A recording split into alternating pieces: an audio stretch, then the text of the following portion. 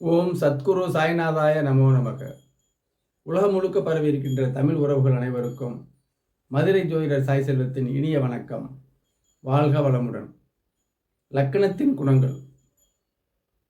மேச லக்கணத்தினுடைய குண வீடியோவை நேற்று பார்த்த நிலையில் இன்று ரிஷப லக்கணத்துக்கு உண்டான குணத்தை பார்ப்போம்.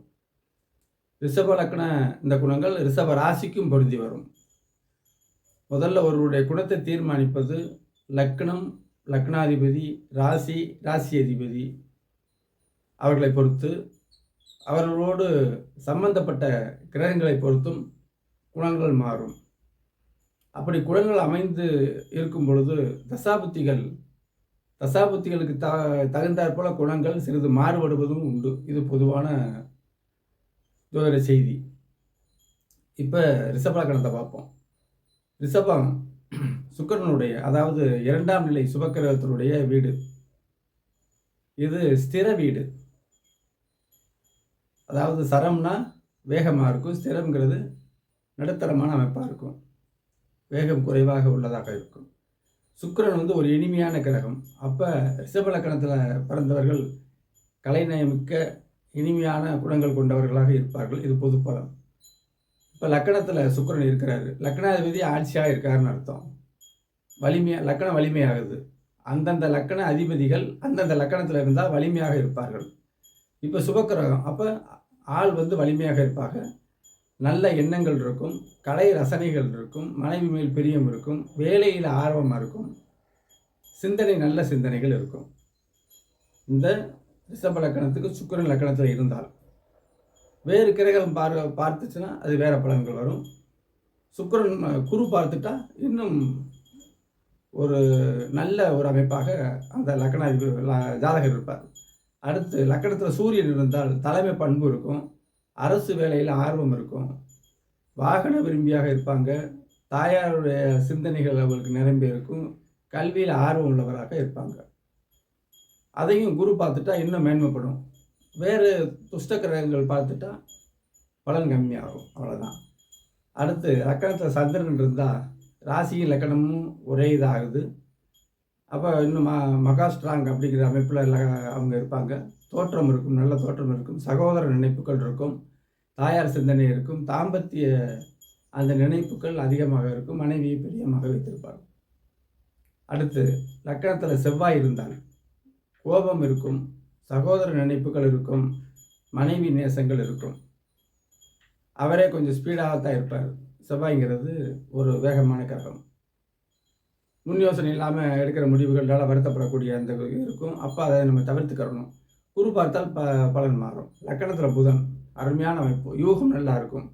புதன் குடும்ப நேசம், கல்வியில் ஆர்வம் இருக்கும், தாய்மாமனுடைய உதவிகளை பெறக்கூடிய எண்ணங்கள் அவருக்கு இருக்கும், தாய்மாமனை நேசிக்கக்கூடிய குணங்களும் இருக்கும், மனைவி மக்கள் மேலே பிரியமாக இருப்பார், கணித திறமை இருக்கும்.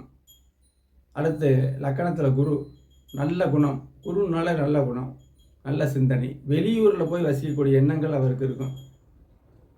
வெளியூர் பயணம் பண்ணிக்கிட்டே இருக்கிறதுக்கு ஆர்வமாக இருக்கும். அந்த வெளியூரில் தான் அவருக்கு படைப்பு ஏற்படுறதுக்கு அவருக்கே சிந்தனை இருக்கும்.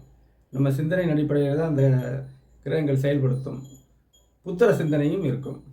குரு லக்கணத்தில் சனி நிதான குணம், சனினால நிதானம் தான். தந்தையார் நேசம், தந்தையார் தொழிலை செய்கிறதுக்கு அவருக்கு ஆர்வம், தொழில் ஆர்வம் கண்டிப்பாக அவங்களுக்கு இருக்கும். குறை சொல்கிற அமைப்புகள் இந்த சனியுடைய அமைப்பில் இருக்கும். இந்த பலன்கள் பூரா ஒவ்வொரு கிரகமும் பார்க்கும் பொழுது மாறுபடும். குரு பார்த்துச்சுன்னா அந்த குணங்கள்லாம் பாதியாக குறைஞ்சிரும். அப்போ அந்த குரு பார்க்குற பாகை ரீதி, அதாவது நேருக்கு நேர சனியை பார்க்குறாரா, ஓரத்தில் பார்க்குறாராலாம் இருக்கும். அப்படி இருக்கும் பொழுது அந்த சிந்தனைகள்லாம் மாறும். பொதுவாக ரிஷப லக்கணம் ஒரு நல்ல மேன்மையான லக்கணம், ஒரு இனிமையான லக்கணம் தான். நம்ம கிரக நிலைகளை படி தான் அந்த நமக்குடைய அந்த வெளிச்சங்கள், இருட்டு, இந்த மாதிரி அமைப்பை வச்சு தான் அந்த குணத்தினுடைய மேன்மையை நம்ம சொல்லணும்.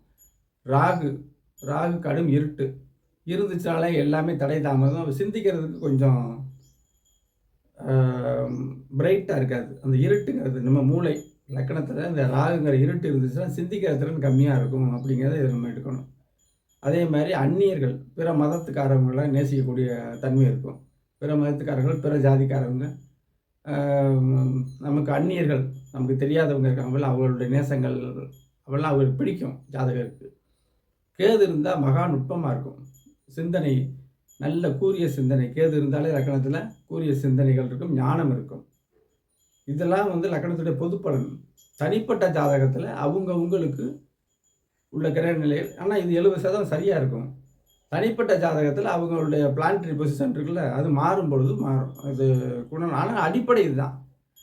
சனி இருந்தால் நிதானம் இருக்கும், குரு இருந்தால் நல்ல குணம், புதன் இருந்தால் அறிவுத்திறன், சுக்கிரன் லக்னாதிபதி இருந்தால் இனிமையான சிந்தனை, கலை ஆர்வம், இப்படித்தான். செவ்வாய் இருந்தால் கோபம், சூரியன் இருந்தால் தலைமை பண்பு, இப்படித்தான் இந்த பலன்கள் பூரா. இதில் அடுத்தடுத்த வீடியோக்களில் 2 கிரகங்கள் இருந்தால் லக்கணத்தில் அப்படிங்கிற வீடியோக்கள் கூட தரலாம். இதெல்லாம் பார்க்கும் பொழுது உங்கள் ஜாதகத்தை நீங்கள் பார்த்துக்கலாம்.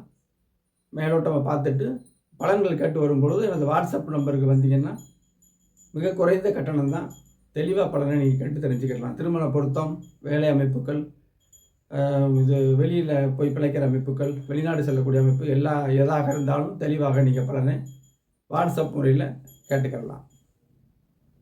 நாளை மிதுன லக்கணத்துக்கு உண்டான குணங்களை பார்ப்போம். வணக்கம். வாழ்க வளமுடன்.